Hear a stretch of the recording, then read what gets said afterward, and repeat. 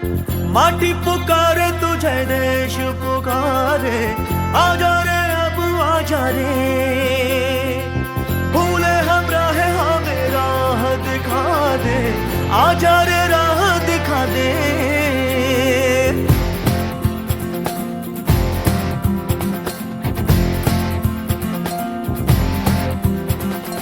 ऐनक पहने लाठी पकड़े चलते थे वो शान से, जालिम कांपे थर थर थर थर सुनकर उनका नाम रे। हो कद था उनका छोटा सा और सरपट उनकी चाल रे, दुबले से पतले से थे वो चलते सीना तान के। वंदे में था दम, वंदे मातरम, वंदे में था दम, वंदे मातरम, वंदे में था दम, वंदे मातरम, वंदे में था दम, वंदे मातरम, वंदे मातरम।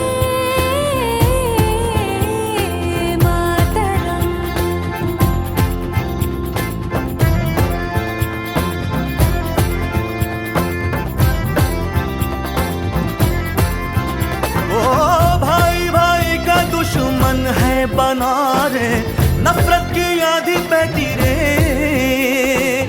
वहशी दिलों को बापू प्यार सिखा दे, आजा रे बापू आजा रे। वंदे में था दम, वंदे मातरम, वंदे में था दम, वंदे मातरम।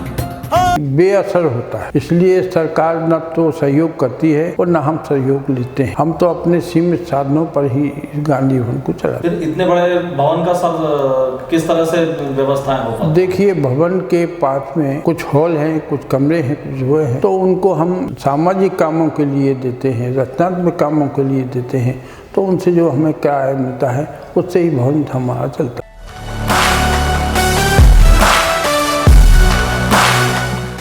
नमस्कार, स्वागत है आपका हमारे चैनल जस्ट टॉक पे।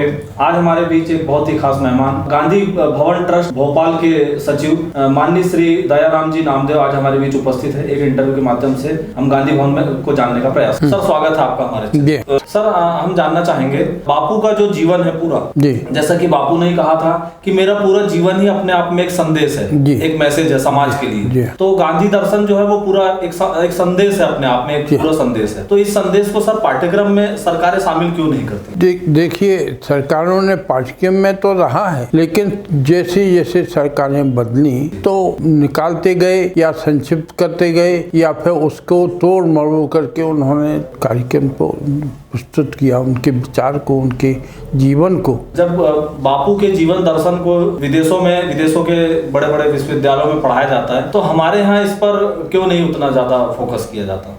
देखिए, हमारा देश विविध संस्कृति का है, संस्कारों का है। देश में जो सरकारें बदलती रही हैं, राजनीतिक दलों की ये मंशा की बात है, उनकी मनोस्थिति वो अलग संस्कृति की है। जैसे कोई लोग सावरकर को मानते हैं जो हिंसा में विश्वास रखते थे, अब उनकी अगर सरकारें बन जाएं तो वो काय को गांधी को मानेंगे, तो गांधी को नहीं मान रहे हैं। आज की परिस्थिति ये है कि सारी दुनिया में धर्म के नाम पर कोई राष्ट्र चलेगा नहीं, और जो तरीके के विचार करें रखेंगे कि धर्म के नाम पर, भाषा के नाम पर सरकारें चलाएंगे, तो वो चलना संभव नहीं है। दुनिया के तमाम मुल्क ये समझ चुके हैं कि हिंसा से कुछ होने वाला नहीं है, इसलिए गांधी की अहिंसा को उन्होंने आत्मसात किया और वहाँ के विश्वविद्यालयों में लोग बाग पढ़ते हैं, डॉक्टरेट करते हैं। तो गांधी जी तो यहाँ की अपेक्षा विदेशों में ज्यादा महत्वपूर्ण और शिक्षा का। तो सर, क्या हम ये मान सकते हैं कि गांधीवादी विचारधारा भी राजनीतिक कुचक्र में उलझ कर रह गई? जी हाँ, ये बात सही है कि राजनीति के लोग कहते कुछ और हैं, करते कुछ और हैं। उनको अपनी राजनीति दिखती है, उनको देश और परिस्थिति और समाज के स्थिति पर उनका ध्यान नहीं जाता है। सत्ता हमारी बनी रहे, सत्ता के लिए वो इनके क्या कर सकते हैं तो करते हैं। सर, हम जानना चाहेंगे आपसे कि गांधी विचारों को आज की सरकारें कितना मानती है, जैसा मैंने अभी भी प्रश्न में आपसे कहा, और दूसरा मानती है तो वो उसे फिर पाठ्यक्रम में उतना शामिल क्यों नहीं करती, और यदि नहीं मानती तो नहीं मानने के क्या कारण? देखिए, कथनी और करनी में फर्क है। सरकारों की कथनी और करनी में फर्क है। यदि एक रूपता हो जाए कथनी और करनी में तो समाज अच्छा बन जाएगा। हम नैतिकता की बात करते हैं और नैतिकता को मानते नहीं। हम उपदेश देते हैं दूसरों को, हम स्वयं में नहीं मानते हैं। गांधी विचार तो वो है कि जो अपने से हम जो उसको आचरण करें और उस आचरण के आधार पर दूसरे लोग और समाज के लोग आचरण करें। और आज की सरकारों का सवाल है, सरकारें विभिन्न सोच की हैं, विभिन्न विचार की हैं, तो वो कोई गांधी जी को नहीं मानते हैं। ना मानने का कारण तो नहीं है कुछ, लेकिन यही कारण है कि वो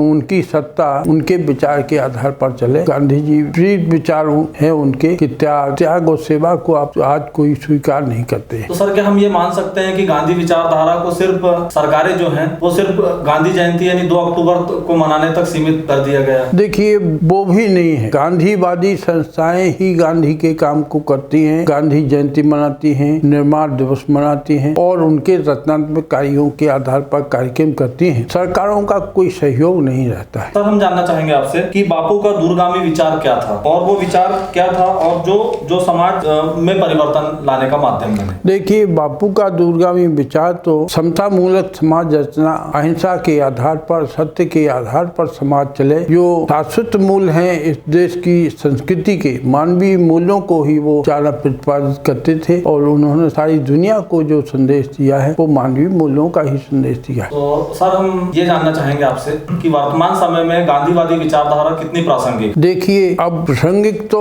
सारी दुनिया में है आज की, और आने वाले काल में, आने वाले समय में प्रासंगिक और रहेगी। कारण क्या है कि सरकारें नहीं मानती हैं, लेकिन पर्ची उनके सामने आएगी तो अपने आप मानना पड़ेगा। सर, हम ये भी जानना चाहेंगे आपसे कि जो आप गांधी भवन आज जो भोपाल में संचालित किया जा रहा है, तो इसे संचालित करने में जाहिर सी बात है कि आर्थिक संसाधनों की भी आवश्यकता होती होगी, तो सरकारें क्या आर्थिक मदद करती है? देखिए, सरकार पर आधारित जो काम होता है वो बिल्कुल ही बेअसर हो, इसलिए सरकार न तो सहयोग करती है और न हम सहयोग लेते हैं। हम तो अपने सीमित साधनों पर ही गांधी भवन को चलाते हैं। फिर इतने बड़े भवन का सर किस तरह से व्यवस्थाएं हो पाती? देखिए, भवन के पास में कुछ हॉल हैं, कुछ कमरे हैं, कुछ वो है, तो उनको हम सामाजिक कामों के लिए देते हैं, रचनात्मक कामों के लिए देते हैं, तो उनसे जो हमें किराया मिलता है उससे ही भवन हमारा चलता है। सर, इस भवन के बारे में बताएं, क्या यहाँ क्या क्या है, बापू के बारे में क्या क्या है? देखिए, बापू की चित्र प्रदर्शनी है, सर्व धर्म की प्रार्थना करेंगे, सर्व